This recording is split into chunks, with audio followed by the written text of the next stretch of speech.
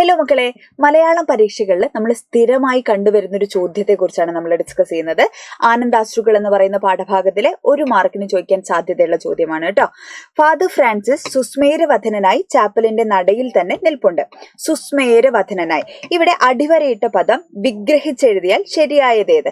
സുസ്മേരത്തിന്റെ വധനൻ, സുസ്മേരമായ വധനത്തോടു കൂടിയവൻ, സുസ്മേരതയുള്ള വധനൻ, അല്ലെ? അപ്പൊ ഇവിടെ ഏതാണ് ശരിയായ വിഗ്രഹ രൂപം എന്നുള്ളതാണ്. ചിലപ്പോൾ 1ഉം 2ഉം ശരി, 2ഉം 3ഉം ശരി, 2 മാത്രം ശരി, ഇങ്ങനെയുള്ള ഓപ്ഷൻസ് ഒക്കെ ആയിരിക്കും നമുക്ക് തരാം. അപ്പൊ ഇവിടെ ഏതാണ് ശരിയായ ഉത്തരം എന്ന് പറയുന്നത്?